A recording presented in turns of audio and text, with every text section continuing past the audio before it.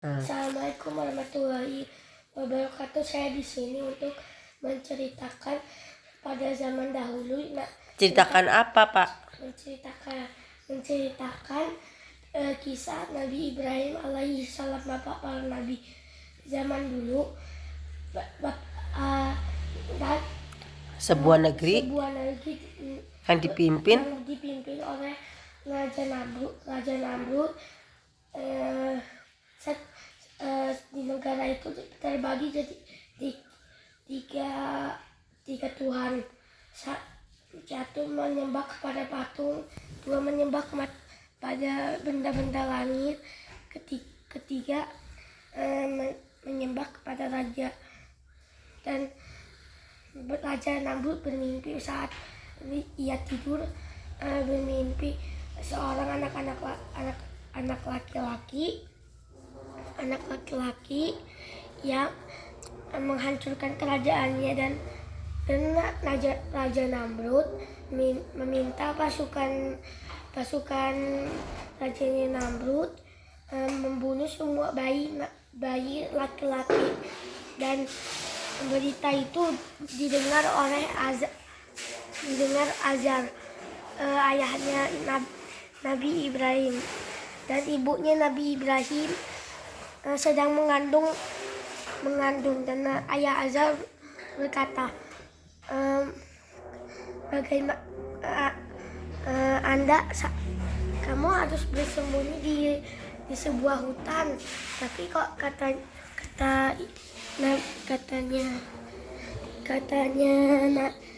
ibunya Nabi Ibrahim, bagaimana raja pasti akan mengampuni.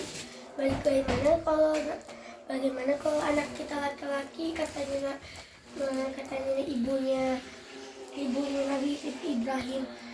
Kata ayah Azar, ayahnya Nabi Ibrahim, bersembunyilah di hutan. Dan habis itu ibunya Nabi Ibrahim bilang, pasti raja akan mengampunimu karena kamu yang membuat patung selama ini yang paling terhebat. Kata ibunya Nabi Ibrahim. Katanya ayahnya Azar, katanya ayahnya Nabi Ibrahim, tidak, kalau kita anak laki-laki pasti kita akan kita bakalan dibunuh. Dan ibunya Nabi Ibrahim menuruti saja. Dan berapa tahun kemudian kota sudah aman, dan Azar menjemput istrinya dan anaknya sudah melahirkan, dan yang itu bernama adalah Nabi Ibrahim. Nah, saat di rumah, ayah sedang membuat patung, dan Nabi Ibrahim melihat patungnya satu yang sangat besar. Dan Nabi Ibrahim bertanya, patung apa itu ayah? Telinganya lebih besar daripada yang punya kita. Dan ayahnya menjawab sambil tersenyum, itu adalah patung yang satu-satunya terbesar di kota ini, dan ayah membuat itu untuk disembahkan, tapi cuma tidak memiliki nafas. Dan Nabi Ibrahim berpikir, dan setelah itu bertanya, ayah, bagaimana Tuhan mengasihi kita nafas kalau Tuhannya tidak punya nafas? Dan kalau Tuhan tidak punya hidup, bagaimana mereka mengasihi kita hidup? Dan ayahnya Azar marah. Dan itu ayahnya Azar. Habis itu ayahnya Azar menyuruh Nabi Ibrahim pergi dari rumahnya. Dan Nabi Ibrahim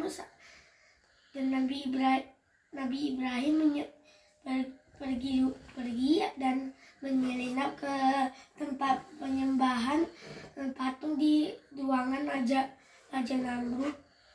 Dan dan mereka dan dan Nabi Ibrahim menghancurkan seluruh patung kecuali satu patung yang gede terbesar menaruh kapak di bagian leher, dan semua orang yang di kota negeri itu keesokannya semua warga yang tinggal di negara itu jadi gempar, kesal, gempar. dan Raja Namrud menyuruh pasukannya menemukan penjahat yang melakukan ini, dan salah. Benar, iya, dan Nabi Ibrahim itu ditangkap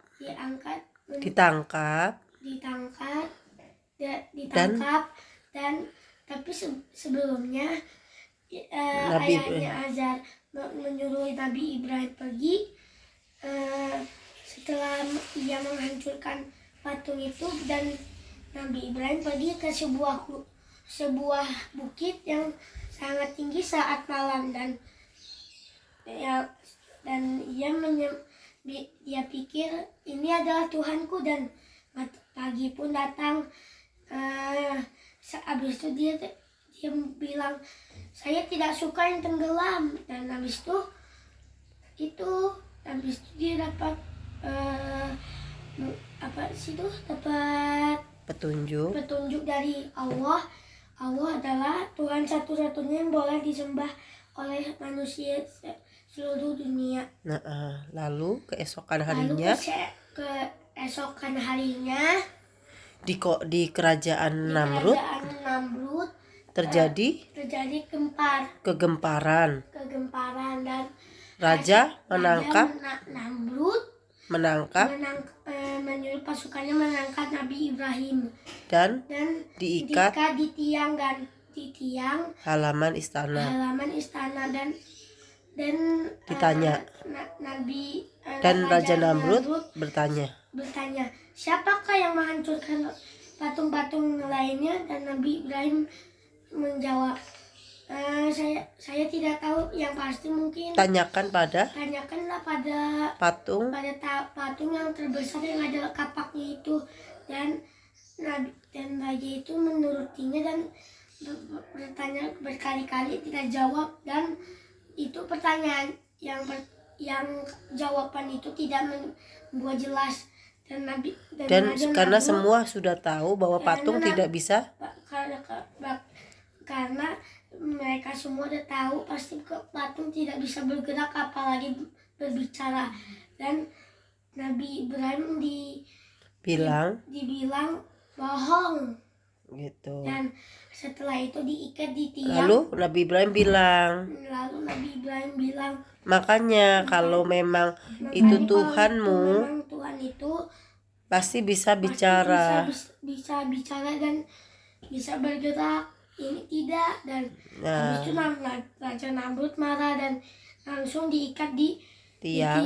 Habis itu di bawahnya ada kayu dan dibakar. Selama dibakar, Nabi Ibrahim terus berdoa kepada Allah yang maha mengasihi dan maha penyayang. Dan itu tiba-tiba api menjadi dingin. Semua warga yang melihat kejadian itu mukanya menjadi hitam, dan beberapa jam kemudian api pun padam dan asap pelan-pelan menghilang. Dan Nabi Ibrahim masih selamat dan tidak ada yang kulit yang agak terluka dan tidak terluka sedikit pun. Dan warga itu kaget, bagaimana bisa macam ini, katanya warga karena orang yang dibakar pasti akan hancur berkeping-keping. Dan Nabi Ibrahim bertakwa kepada Allah dan menjelaskan adalah Allah Tuhan mereka, dan mereka belum sadar masih menyembah masih menyembah ber berhala, dan Nabi Ibrahim pun sadar kaumnya tidak bisa berubah, dan Nabi Ibrahim pun meninggalkan kota ia, dan mereka pergi bersama dua saudaranya, saudaranya yang mempercayainya, yaitu Nabi Lut Nabi Lut dan dan Siti Sarah yang dan menjadi Siti Sarah istrinya. yang akan menjadi kelak akan menjadi istrinya. Nah, setelah itu Siti Sarah menikah dengan Nabi Ibrahim dan tidak Loh, lanjutin sampai ke masalah kurban. Yuk. Nah, lalu Nabi Ibrahim tidak memiliki anak dari Siti Sarah, maka Nabi Ibrahim menikah bukan Siti Hajar, Siti Sarahnya meminta Nabi Ibrahim menikah dengan Siti Hajar, dan melahirkan Ismail, Nabi Ismail, dan dibawa ke Siti Sarah meminta Nabi Ibrahim meninggalkan Siti Hajar dengan anaknya, dan Nabi Ibrahim menuruti saja, dan atas perintah Allah. Dan mereka pergi dengan Siti Hajar dan bayinya dan Nabi Ibrahim ke lembah Mekah, dan Siti Hajar ditinggalkan sama Nabi Ibrahim bersama Nabi Ismail di lembah Mekah yang tandus. Dan Siti Hajar bertanya, apakah ini perintah Allah, dan Nabi Ibrahim berkata iya. Nah, lalu Siti Hajar kalau ini perintah Allah, maka pasti Allah akan melindungi kami. Lalu Nabi Ibrahim meninggalkan Siti Hajar dan anaknya Nabi Ismail sampai tidak terlihat, dan Siti Hajar bertahan hidup di lembah Mekah, dan kekurangan air saat anaknya lapar, dan Siti Hajar berlari dari Bukit Safa ke Marwah sampai 7 kali. Yang sekarang bernama Sa'i. Itulah asal mula Sa'i. Nah, lalu setelah itu Siti Hajar menemukan sumber air di Nabi Ismail menangis sampai menghentakkan kakinya ke tanah, dan terbukalah sumur Zam-Zam, dan saat Siti Hajar pulang ke tendanya dan melihat air itu, Zam, dia bilang Zam, itu artinya berkumpul airnya, dan ia meminumkan anaknya, dan ia minum juga. Akhirnya lembah Mekah menjadi ramai. Dan kemudian setelah 13 tahun Nabi Ibrahim itu setelah itu anaknya keesokan harinya malam lapar, persediaan makanan sudah habis, dan ia merebus batu-batu yang ada di sana, merebus yang seadanya, dan itu bukti keikhlasan Siti Hajar. Dan setelah 13 tahun Nabi Ibrahim mendatangi kota Mekah, dan kota Mekah sudah tidak seperti dulu, sudah bukan tidak tandus karena air Zam-Zam yang di dekat tendanya Siti Hajar, dan tiba-tiba Nabi Ibrahim mendapat mimpi ia menyembelih anaknya sendiri, anak satu-satunya yang bernama Nabi Ismail, dan keesokan harinya saat siangnya Nabi Ibrahim pun bertanya kepada anaknya Nabi Ismail, wahai Nabi anakku, apa anakku sudah siap untuk Aku bermimpi bahwa dibawa Allah Allah Allah menyuruhku membelimu. Apa pendapatmu? Dan Nabi Ismail menjawab, tidak apa-apa ya, kalau itu. kalau ini perintah Allah. Dan itu langsung dilaksanakan dengan cepat. Ada 3 perjanjian dari permintaan dari Nabi Ismail. Ikat kakiku dengan tali yang kuat untuk pada saat dikorbankan aku tidak memberontak, dan asah pisau yang dengan tajam untuk mengurangi rasa sakit, dan berikan bajuku ini kepada ibuku.